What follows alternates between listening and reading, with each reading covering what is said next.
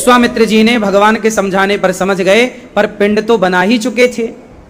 तो विश्वामित्र जी के द्वारा जो पिंड बनाया गया था, आगे उससे सृष्टि होती, वह पिंड ही नारियल है। जो विश्वामित्र जी के द्वारा एक पिंड का निर्माण किया गया, वो क्या था? नारियल। अब आप देखिएगा, माँ के पेट में पानी होता है, गर्भाशय में जब बच्चा जिस झिल्ली के अंदर, जिसके अंदर होता है, उसमें क्या होता है? पानी।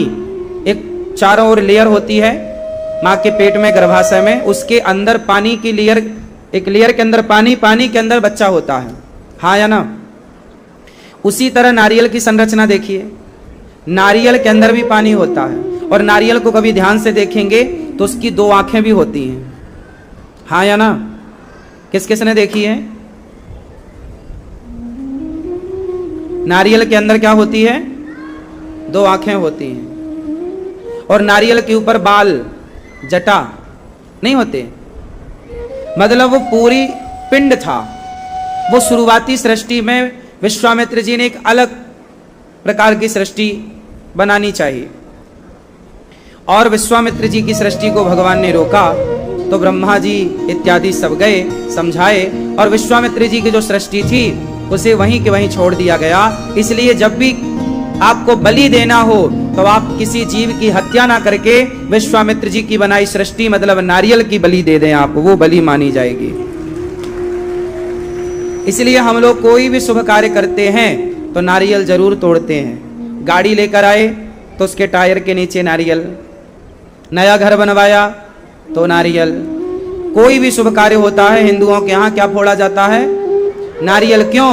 क्योंकि नारियल विश्वामित्र जी की सृष्टि है, वो एक पिंड है, और उसको तोड़ दिया मतलब हमने बलि दे दी,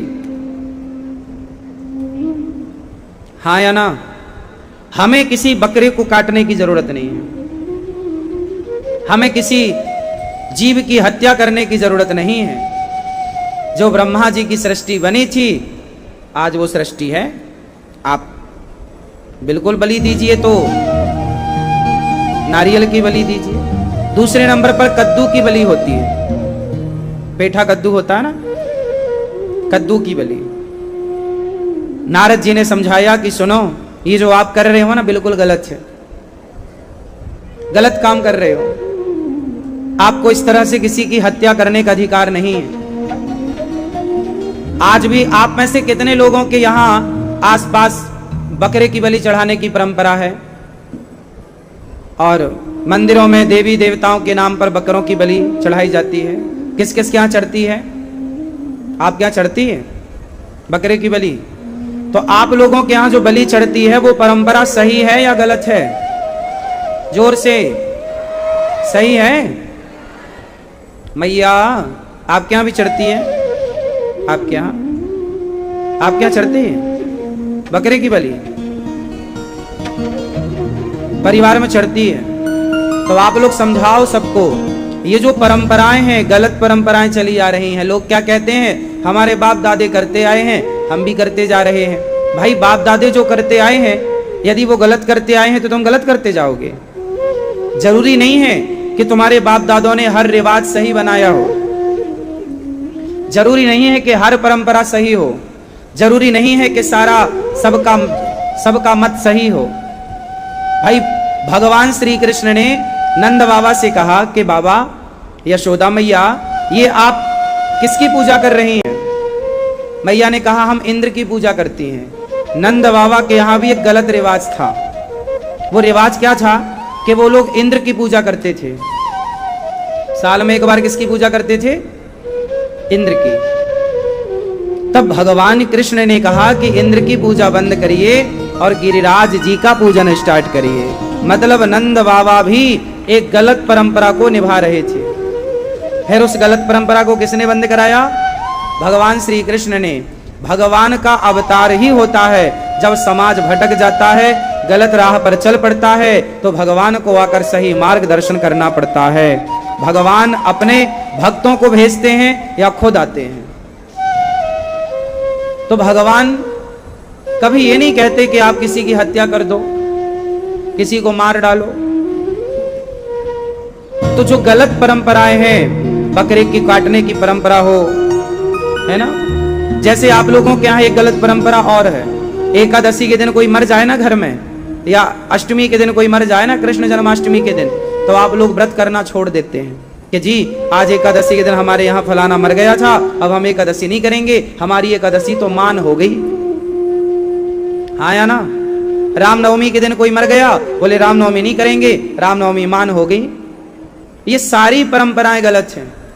अरे एकादशी के दिन जो मरता है वो बैकुंठ जाता है, वो पुण्यात्मा है कि एकादशी के दिन उसने प्राण त्यागे हैं।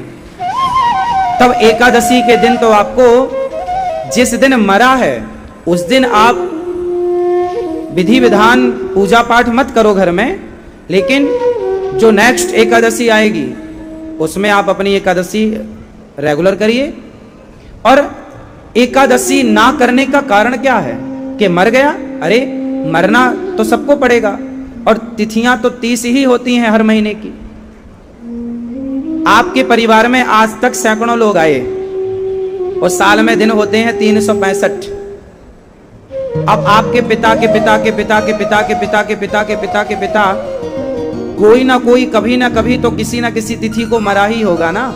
यदि हर तिथि को मान कर लें तो 365 दिन में कभी ना कभी हमारे परिवार में कोई ना कोई मरा ही होगा, फिर तो कुछ भी नहीं कर पाओगे।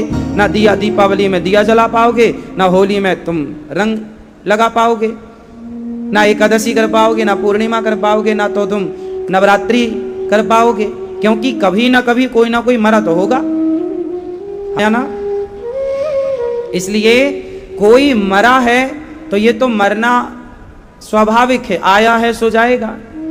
हम लोग पैदा ही हुए हैं मरने के लिए, कौन ऐसा है जो नहीं मरेगा। और जो तिथि में हम मरते हैं वो तिथि हमारे लिए निश्चित होती है, और हम गए तो गए। उस तिथि जिस दिन आदमी मरा है उस दिन आप, जैसे किसी के घर में तैयारी है रामनवमी की कि चलो जी आज रामनवमी है, घर में उत्सव मनाएंगे, रामलला का पूजन करेंगे। अभी पूजन की तैयारी थी कि घर में दादाजी की मृत्यु हो गई। अब दादा मर गए तो इस बार की रामनवमी आप मत विस्तार से उत्सव मनाओ, मत मनाओ, पर जो अगले साल की आएगी तब तो दादा नहीं मरे ना। दादा तो पिछली रामनवमी में मरे हैं ना, तो पिछली वाली जिसमें मरे हैं वो तो स्वाभाविक है कि वो मनाया नहीं जाएगा, पर जो अगले वर्ष की आएगी वो तो मनाओ। उसमें क्या हुआ, तुम्हारे दादा तो एक ही थे ना, तो एक ही रामनवमी में ना मरे हैं तो सारी रामनवमी काहे छोड़ दिए भाई। दादा तो एक ही थे ना, और एकादशी में मर गए तो सारी एकादशी काहे छोड़ दिए। वो एकादशी छोड़ दो, उसमें भी उत्सव ना मनाओ, व्रत है तो व्रत रखो ही रहो। अच्छे काम क्यों छोड़ना है। कोई मर जाता है तो लोग एकादशी रामनवमी त्योहार छोड़ देते हैं, उत्सव छोड़ दे। अरे छोड़ना है तो अपने भीतर की बुराइयां छोड़ दो, छोड़ना है तो काम क्रोध लोभ मोह निंदा करना छोड़ दो, चुगली करना छोड़ दो, झूठ बोलना छोड़ दो कि भाई आज दादाजी मरे हैं, आज झूठ नहीं बोलेंगे। बुरे काम तो आप खूब धड़ल्ले से करते हैं, बस ले दे के पूजा करते थे, व्रत कर लेते थे, कोई और छोड़ दिया। यदि तुम्हारे दादाजी एकादशी के दिन मर गए और तुमने एकादशी छोड़ दी तो तुम्हारे दादाजी को पाप और लगेगा कि तुम मरते मरते और लोगों की पूजा पाठ छोड़ा के आ गए। भगवान यमराज जी वहां और कोड़े मारेंगे, आता आया घर वालों की पूजा और छोड़ा के आ गया। थोड़ी बहुत तो करती थी एकादशी के दिन, वो और छोड़ दिया। अब बुरे काम एक नहीं छोड़े, हाँ या ना। अरे जिस तिथि में मरे हैं वो तिथि तो और अच्छे से मनानी चाहिए कि भाई ये तिथि एकादशी के दिन मरे हैं तो सबको फल का दान आज हम सब व्रत करेंगे, और इस व्रत का जो भी पुण्य मिलेगा वो हमारे दादाजी के नाम से जाएगा। हे प्रभु उनकी सदगति हो, उन पर कृपा हो, दादी के नाम पे जाएगा जो भी। लेकिन पता नहीं लोग उल्टा करते हैं। अच्छा उल्टा पैदा हुए हैं इसलिए तो नहीं उल्टा उल्टा हो रहा सब, क्यों? आप कैसे पैदा उल्टा, क्यों? मैया आप कैसे पैदा हुई हो, सीधी या उल्टा? हाँ हम सब कैसे पैदा होते हैं, है ना? सीधे उल्टे? हम सब पहले बच्चे का सिर बाहर आता है कि पांव? क्या? क्यों? पहले सिर बाहर आता है या पांव? सिर। तो उल्टा हो गए ना, किसी किसी के पांव भी आते होंगे, 100 में 1, कोई सीधा भी पैदा होता है। तो आप सब लोग जो उल्टी परंपराएं मान रहे हैं, समझ लो ये उल्टे ही पैदा हुए हैं। सब उल्टा। जो छोड़ने लायक है वो नहीं छोड़ेंगे, अच्छे काम छोड़ देंगे, बुरे काम पकड़े रहेंगे। वो कहेंगे कि हमारा रिवाज है। जो गलत परंपराएं हैं, चाहे तुम्हारे बाप ने बनाई हो, चाहे तुम्हारे दादा ने बनाई हो, यदि गलत परंपरा है तो उस गलत परंपरा को छोड़ देना चाहिए। कितने लोग सहमत हैं हमारी इस बात से? तो बकरे को चढ़ाना, बकरे को काटना, ये परंपरा छोड़ोगे? कितने लोग छोड़ देंगे? और जरूरी नहीं है कि आप परिवार की ये बात माने, उनको समझाओ कि किसी की हत्या से कोई देवी और देवता प्रसन्न नहीं होते। ये सारी बातें नारद जी ने प्राचीन बरही को समझाई, पुरंजनोपाख्यान की चर्चा सुनाई। प्रियव्रतो दोनों भगवत धाम को, प्राचीन बरही भगवत धाम को गए नारद जी के उपदेश से। प्रियव्रतो भागवत आत्मा रामः कथं मुने ग्रहे रमत यन्मूलः कर्मबन्ध पराभवः। प्रियव्रत जी ने, अब उत्तान पाद के बाद हम प्रियव्रत जी का चरित्र आपको सुनाएंगे। प्रियव्रत जी ने विश्वकर्मा की पुत्री वर्हिष्मती से विवाह किया। इनके पुत्र हुए आग्नेत्र, फिर नाभि, फिर अंग, फिर ऋषभदेव जी। ऋषभदेव जी के 100 पुत्र हुए। सारे पुत्रों को उन्होंने उपदेश किया। अच्छा, बच्चे हो जाएं तो क्या काम पे लग जाना चाहिए? बच्चों को पढ़ाओ। बच्चों को क्या करो? पढ़ाओ। क्या पढ़ाओ? क्या पढ़ाओ? क्या पढ़ाओ? बच्चों को क्या पढ़ाओ? हाँ, बच्चों को पढ़ाओ। धर्म क्या है? धर्म पढ़ाओ। बच्चों को धर्म पढ़ाओ, अर्थ पढ़ाओ, काम पढ़ाओ और मोक्ष पढ़ाओ। ये 4 शिक्षाएं थी हमारे भारत में। 4 प्रकार की शिक्षा दी जाती थी बच्चों को। पहली शिक्षा धर्म की। धर्म क्या है, ये बच्चों को सिखाओ कि धर्म क्या है। बच्चों को सिखाओ कि अर्थ कैसे कमाना है, पैसा कैसे कमाना है। पैसा 2 तरीके से कमाया जाता है, एक ईमानदारी से, एक बेईमानी से। अब आप अपने बच्चों को सिखाओ कि उन्हें कैसे कमाना है। कौन सिखाएगा ये? आजकल माँ बाप कुछ नहीं सिखाते, केवल व्हाट्सएप पकड़ा, मोबाइल पकड़ा देते हैं माँ बाप। बच्चे पैदा कर लिया, छोड़ दिया। बच्चे पैदा करके छोड़ना नहीं है, बच्चों को सही गाइड की, सही मार्गदर्शन की जरूरत पड़ती है। जो माता पिता अपने बच्चों को सही मार्गदर्शन नहीं देते, वो माँ बाप बच्चों के सबसे बड़े दुश्मन हैं।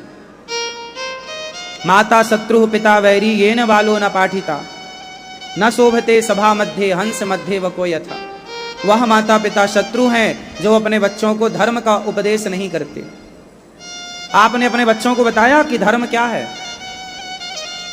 आपने बताया? नहीं बताया? बताओ, बताओ उन्हें कि धर्म क्या है। आप बताओ धर्म क्या है? मातृदेवो भव, पितृदेवो भव, अतिथि देवो भव, आचार्य देवो भव। पहले के लोग बच्चों को धर्म का उपदेश करते, इसलिए पहले के लोग धर्मात्मा थे। आज के लोग पापात्मा हैं, क्योंकि धर्म का उपदेश नहीं होगा। देखो, किसान खेत में बीज ना बोए, किसान खेत को जुताई ना करे, बुवाई ना करे। अच्छा, किसान यदि खेत में अनाज ना बोए, बीज ना बोए, तो खेत खाली रहेगा कि भर जाएगा? जोर से, जोर से, जोर से, और जोर से। नहीं, कचरे से भर जाएगा।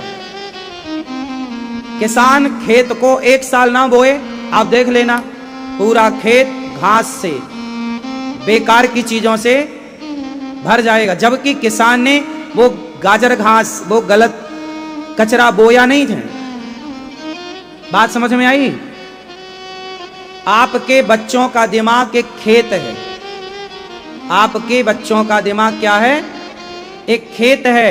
उस खेत में संस्कार की बुवाई करनी पड़ेगी, धर्म की बुवाई करनी पड़ेगी, वरना कुसंग का कचरा हो जाएगा, फिर तुम साफ ना कर पाओगे। किसान यदि 1 साल खेत को ध्यान ना दे, 1 साल नहीं साहब, किसान ध्यान ना दे कुछ महीने, तो देख लो साल में 3-4 बार जुताई करता है खेत की किसान, फसल बोने के पहले और फसल काटने के बाद। अब जितनी फसल बोएगा कई बार तो 2-2 बार जुताई करता है वो। अब गर्मी में किसानों ने सारे खेतों को जुताई करके छोड़ दिया ताकि सारी घास सूख जाए। हाँ या ना? नहीं करेगा। और जैसे ही पानी बरसेगा आषाढ़ का पहला पानी बरसते ही यदि जुताई ना हुई तो पूरा एक पानी में पूरा खेत भर जाएगा घास से, कचरे से। हाँ या ना? हाँ या ना? सही है। बस यही हाल आपके दिमाग का। आपका दिमाग एक खेत है। किसान को जुताई करके बुवाई करनी पड़ती है, बोया जाएगा। तो जब बोया हुआ अंकुरित होगा तो किसान क्या करता है? बोने के बाद उसका फसल तो पैदा होती है, संग संग कचरा भी पैदा हो जाता है। फिर क्या करता है किसान? उसकी कचरा को खाड़ता है, निंदाई करता है। धान बोई जाती है तो क्या होती है? क्यों जी, निंदाई जानते हो? निंदाई, आप निंदाई जानते हो? क्यों निंदाई जानते हो? कितने लोग निदाई जानते हैं? धान बोने के बाद उसके अगल बगल का कचरा किसान उखाड़ता है, मजदूर लगाता है, सारा कचरा उखड़वाता है। अच्छा एक बात और है कि धान का कचरा भी बिल्कुल धान जैसा होता है। वो जो जानकार लोग हैं वही उसको पकड़ पाते हैं कि ये कचरा है और ये धान और कचरे में अंतर होता है, लेकिन दिखता एक सा अंतर होता है थोड़ा सा। वो जो जानकार हैं वो तो अंतर पकड़ पाएंगे, वरना लोग धान ही उखाड़ डालेंगे। तो कचरा ज्यादा होता है, फसल कम होती है। फिर किसान उसे निदाई करता है, मतलब कचरे को हटाता है। बस यही है कि जब आप सत्संग करें तो आप कचरे को नींदते रहें, मतलब आप अपने अंदर आने वाले हर गलत विचारों को हटाते रहें, डिलीट मारते रहें, हर नेगेटिविटी को समाप्त करते रहें, वरना इतनी नेगेटिविटी अंदर भर जाएगी कि आप गलत कदम उठाने पर मजबूर हो जाएंगे। तो माँ बाप का धर्म केवल बच्चे पैदा करना नहीं कि बस तुमने ढेर लगा दिए, बच्चे पैदा करके उन्हें सुसंस्कारी बनाना है।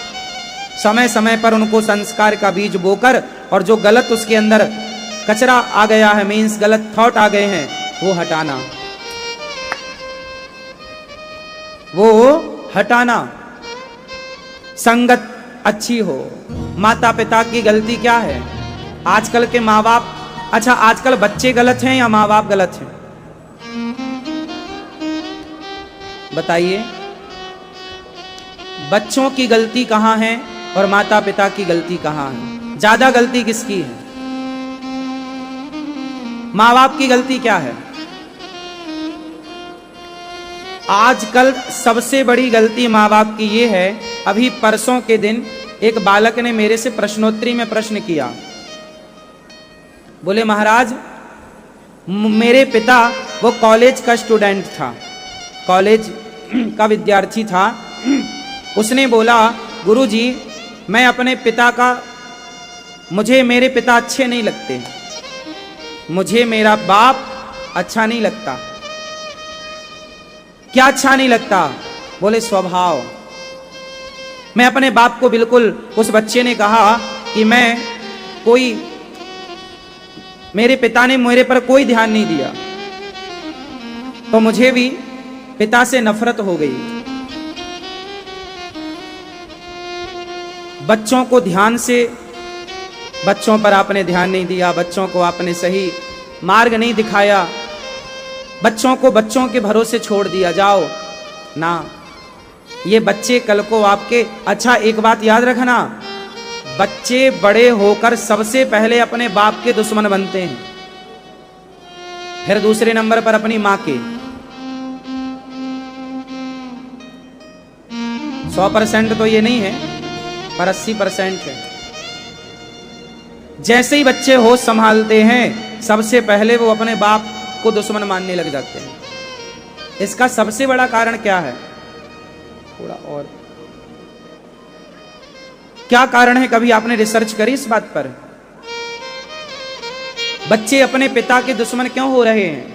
इसका सबसे बड़ा कारण है कि आजकल का पिता अपने बच्चों को बिल्कुल समय नहीं दे रहे हैं। ना तो माँ बाप बैठ के बच्चों को कोई कहानी सुना रहे हैं, ना कोई अच्छी बातें सुना रहे हैं। बच्चों को प्यार की जरूरत होती है। और मैं बार बार एक बात कह रहा हूं कि जब बच्चे का जूता तुम्हारे पांव में आने लग जाए, तुम्हारे जूता का नंबर बच्चे के पांव के जूते के नंबर से मैच करने लग जाए, तो समझ लेना चाहिए कि अब आपका बेटा बेटा नहीं रहा, अब आपका बेटा बड़ा हो गया है। और अब आप उसे बाप की तरह नहीं, एक दोस्त की तरह रखो कि तू मेरा बेटा नहीं, अब तू मेरा दोस्त है। अब बाप बन के मत रहो, अब उसके अच्छे दोस्त बन के रहो। अच्छा एक बात बताओ, बच्चे बाप की बात ज्यादा सुनते हैं या दोस्तों की?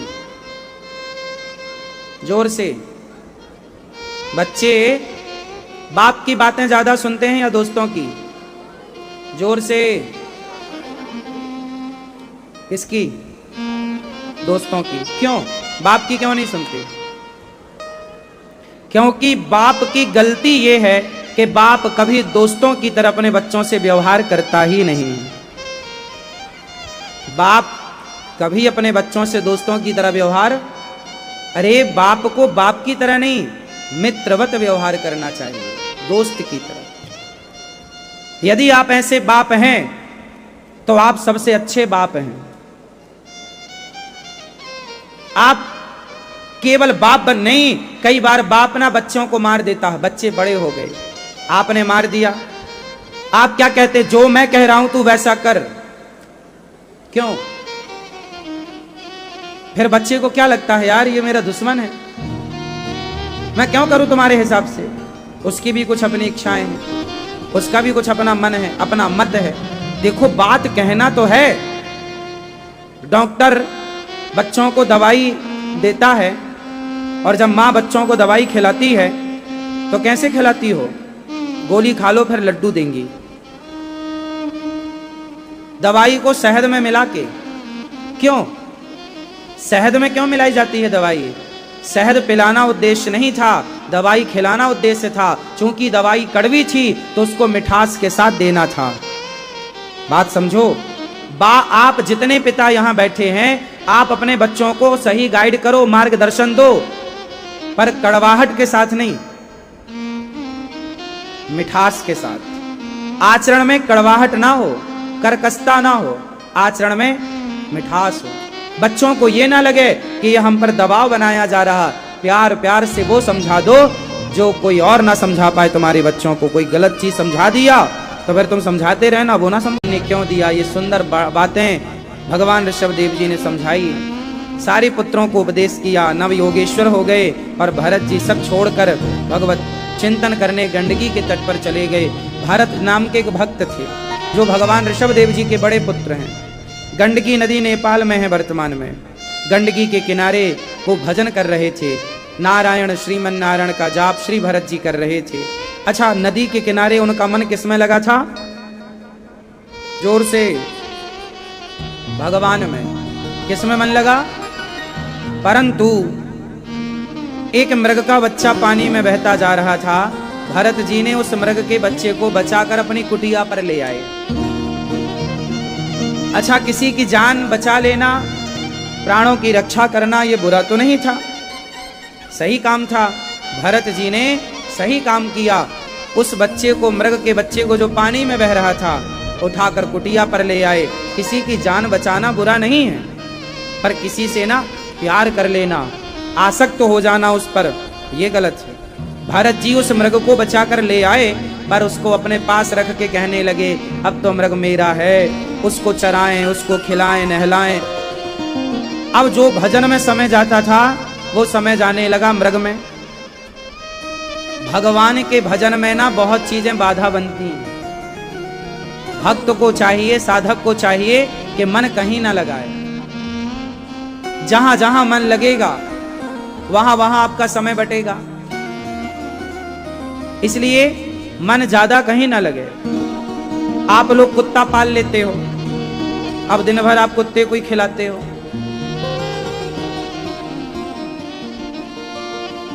मन भरत जी का मृग में लगा, और जब मृत्यु का समय आया तो भरत जी के सामने मृग आया और वो मृग को देखते देखते मर गए।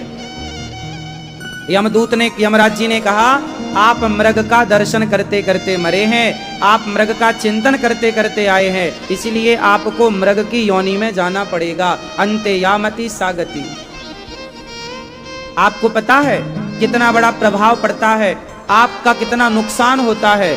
आपको लगता है क्या फर्क पड़ता है? फर्क पड़ता है मेरी माँ, मैया सुन रही हो माँ कि सो गई?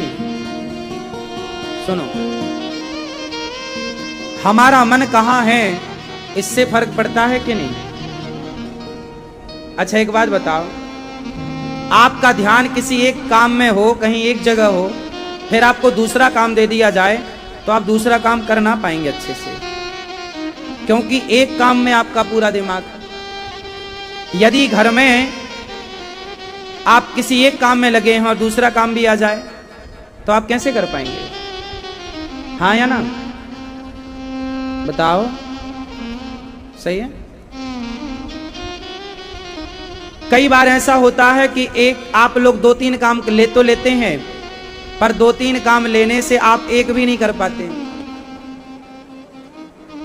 इसलिए शास्त्र कहते हैं, संत कहते हैं, पहले एक को पूरा कर लो, फिर दूसरा करना, फिर एक एक करते चलो, निपटाते चलो। एक साथ सब कुछ करोगे तो ना काम बनेगा। हाँ या ना? एक साधे सब सधे।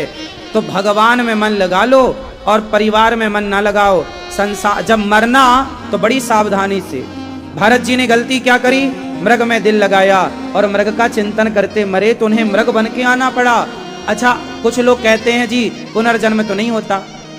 अच्छा बताओ, अगला जन्म होता है या नहीं? अगला पिछला? आपसे सवाल कर रहा हूं, आपका पिछला जन्म था कि नहीं? नहीं पता? क्या थे आप पिछले जन्म में? अगले जन्म में क्या बनोगे? मनुष्य ही बनोगे कि कुत्ता बिल्ली बन सकते हो? क्यों? आप अगले जन्म में क्या बनते हैं? क्या बनते हैं?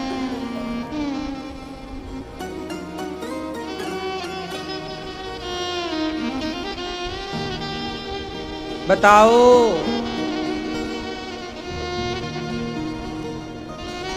एक सज्जन बोले, नहीं महाराज, हम तो मनुष्य हैं, तो मनुष्य ही बनेंगे अगले जन्म में। ना, जरूरी नहीं है कि आप इस जन्म में मनुष्य हैं तो अगले जन्म में मनुष्य बने। आप कुत्ता भी बन सकते हैं, बिल्ली भी बन सकते हैं, चींटी भी बन सकते हैं। 84 लाख योनियों में आप कहीं भी जा सकते हैं। कैसे जाएंगे? कर्मों के अनुसार। आपके कर्म तय करते हैं कि आपको किस योनि में डाला जाए। जो अपराधी होगा वो जेल जाएगा। बोलो हाँ। सारे लोग जेल थोड़ी जाएंगे, जेल वही जाएगा जो अपराधी होगा। उसी तरह कुत्ता बिल्ली की योनि में, नाली के कीड़े की योनि में वही जाएगा जो पापी होगा। पाप ही आपका पतन करता है। और जो कहते हैं नरक, नरक क्या है? तुम नाली का कीड़ा बन जाओगे तो नरक ही तो है। तुम कुत्ता बन जाओगे तो नरक ही तो है। तुम सुअर बन जाओगे तो नरक ही तो है।